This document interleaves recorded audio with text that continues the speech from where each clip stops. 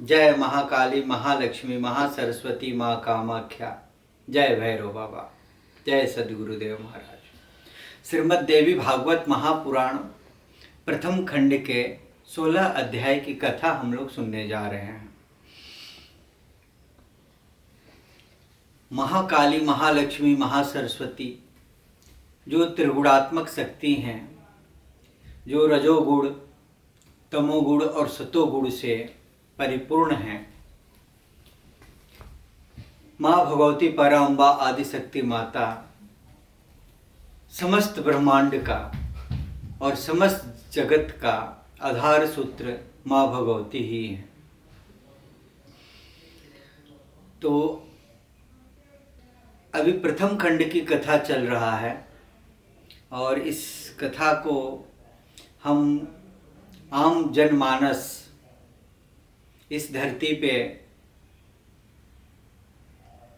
देश विदेश जहाँ भी सनातन धर्म को मानने वाले हैं और जो सनातन धर्म को नहीं भी मानते हैं, तो एक सूत्रीय बंधन में सारे पृथ्वी के लोग बंधे हुए हैं और माँ भगवती पराम्बा आदिशक्ति माता ही इस जगत को धारण करके कठपुतली की भांति सबको नचाती हैं।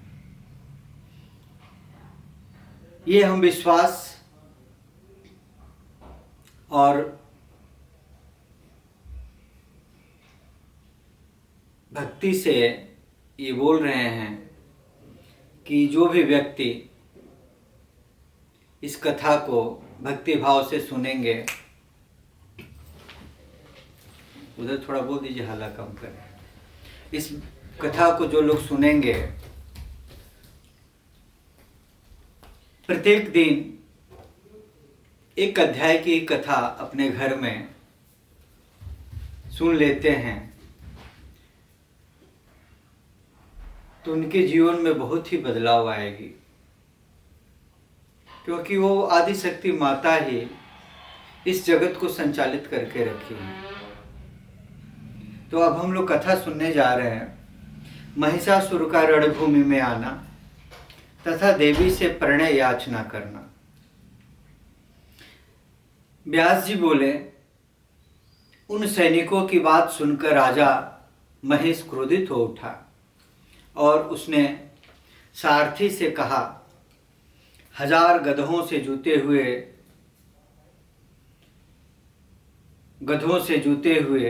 ध्वजा तथा पताकाओं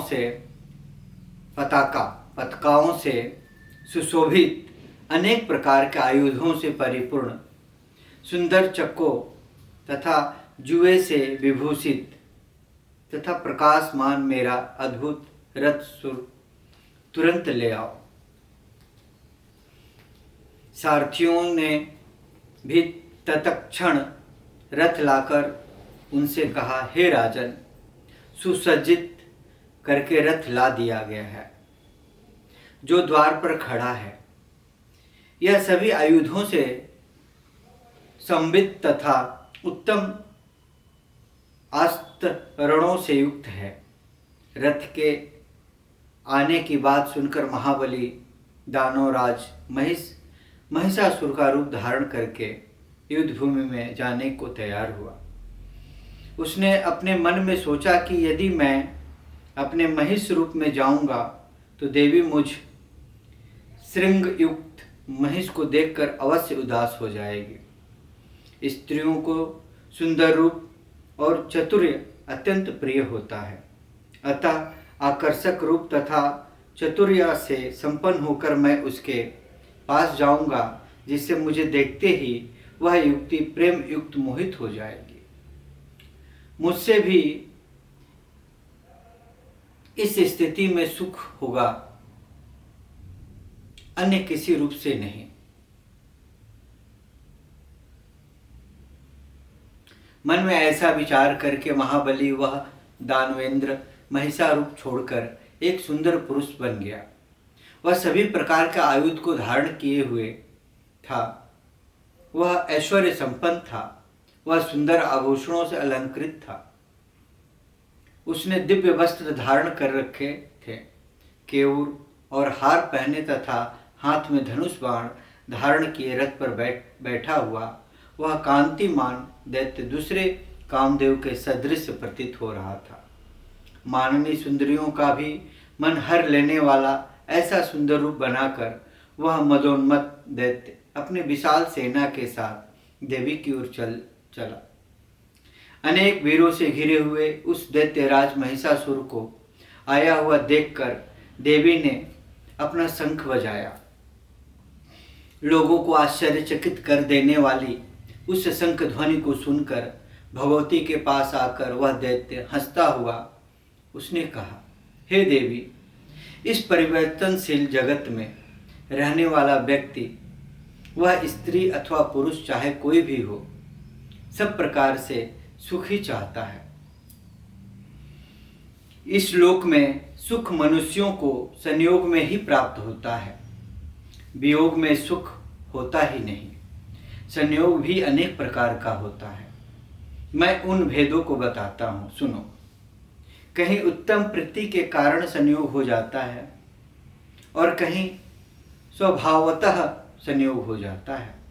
इसमें सर्वप्रथम मैं प्रीति से उत्पन्न होने वाले संयोग के विषय में अपनी बुद्धि के अनुसार बता रहा हूँ। माता पिता का पुत्र के साथ होना संयोग उत्तम कहा गया है। भाई के साथ संयोग किसी प्रयोजन से होता है, अतः वह मध्य माना गया है। उत्तम सुख प्रदान करने के कारण पहले प्रकार के संयोग को उत्तम तथा उससे कम सुख प्रदान करने के कारण दूसरे प्रकार के संयोग को मध्य कहा गया है।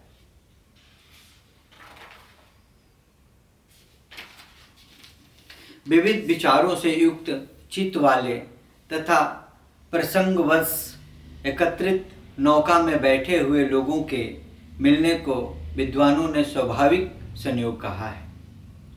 बहुत कम समय के लिए सुख प्रदान करने के कारण विद्वानों के द्वारा इसे कनिष्ठ संयोग कहा गया है। अति उत्तम संयोग संसार में सदा सुखदायक होता है। हे कांते, समान अवस्था वाले स्त्री पुरुष का जो संयोग है वही अति उत्तम कहा गया है। अति उत्तम सुख प्रदान करने के कारण ही उसे उस प्रकार का संयोग कहा गया है। चतुर्य रूप, वेश, कुल, शील, गुण आदि में समानता रहने पर परस्पर सुख की अभिवृद्धि कही जाती है।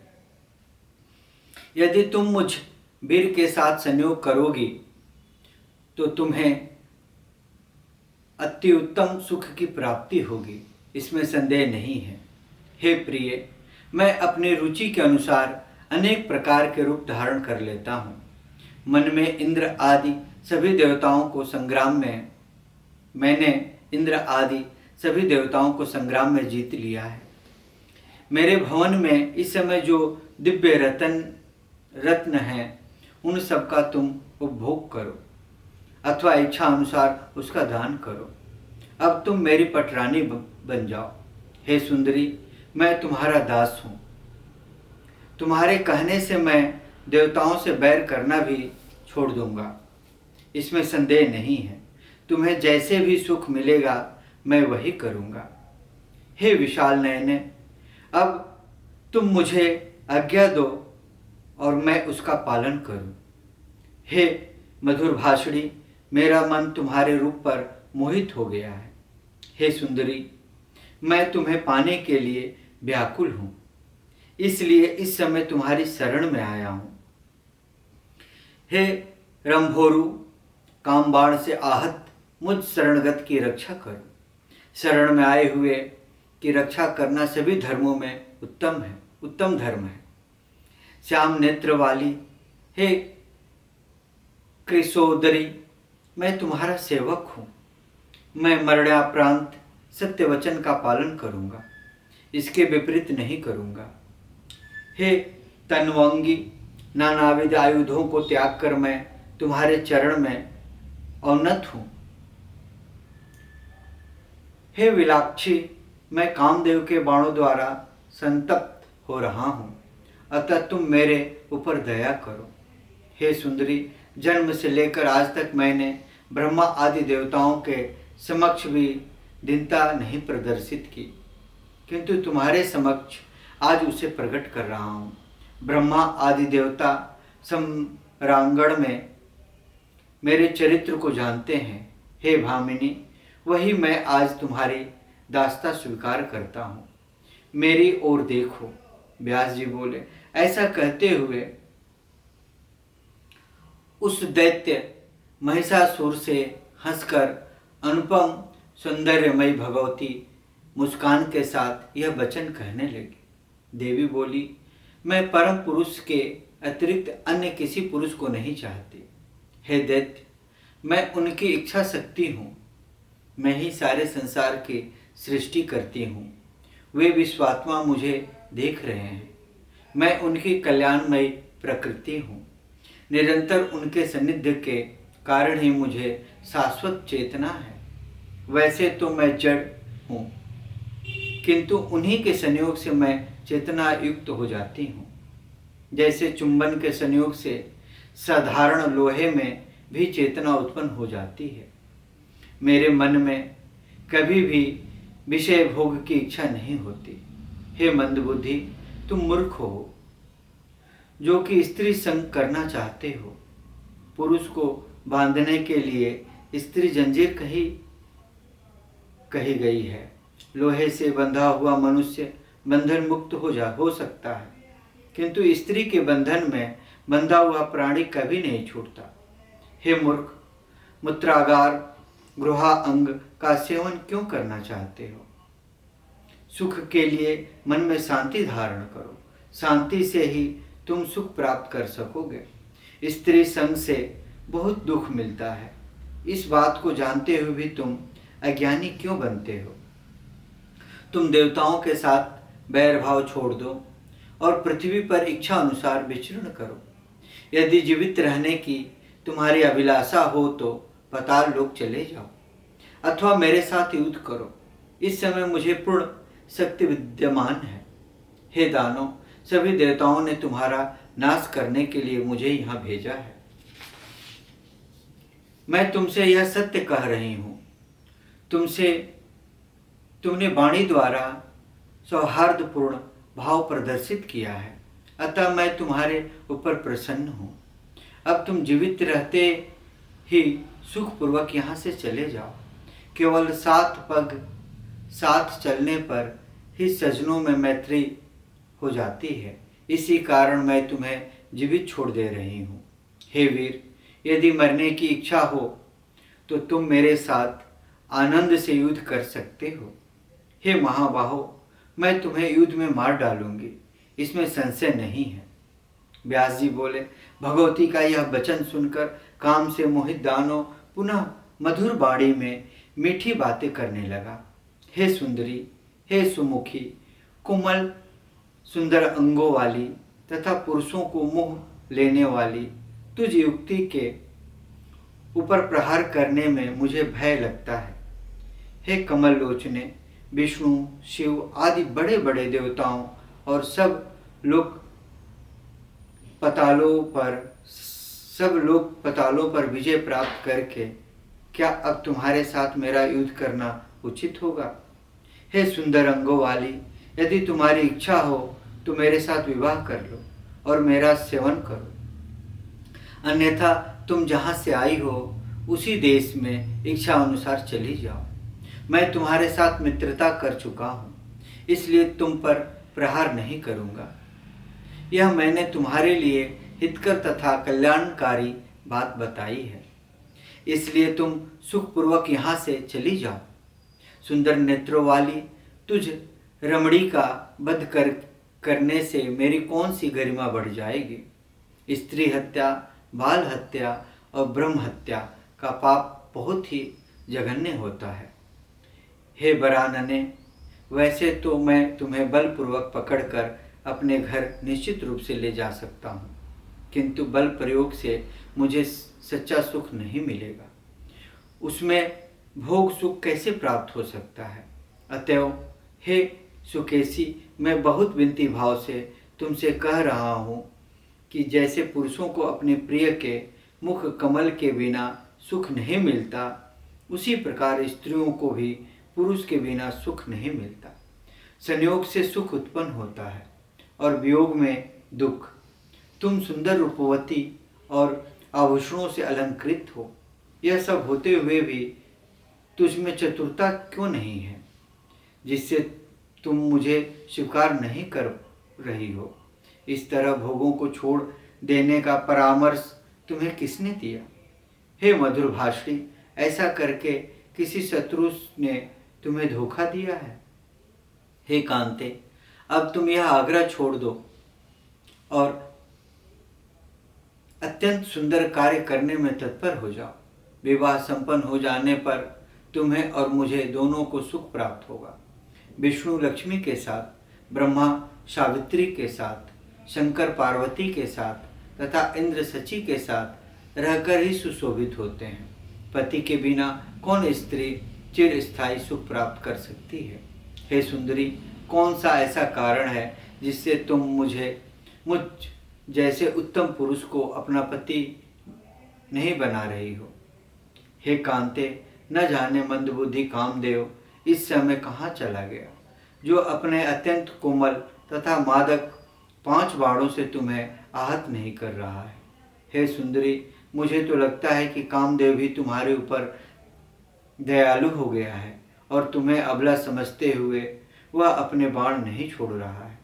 हे तिरछी चितवन वाली सुंदरी, संभव है कि उस कामदेव को भी मेरे साथ कुछ शत्रुता हो, इसलिए वह तुम्हारे ऊपर बाण न चलाता हो।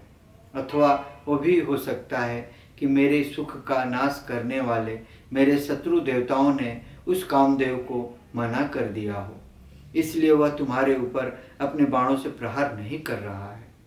हे मृग शावक के समान नेत्र वाली, मुझे त्याग कर तुम मंदोदरी की भांति पश्चाताप करोगी। हे तन्वंगी, पति रूप में प्राप्त सुंदर तथा अनुकूल राजा का त्याग करके बाद में वह मंदोदरी जब कामर्थ तथा मोह से व्याकुल अंतःकरण वाली हो गई, तब उसने एक धूर्त को अपना पति बना लिया। इस प्रकार श्रीमद् देवी भागवत महापुराण प्रथम खंड के 5म स्कंद में 16 अध्याय की कथा। ओम ततस्तम।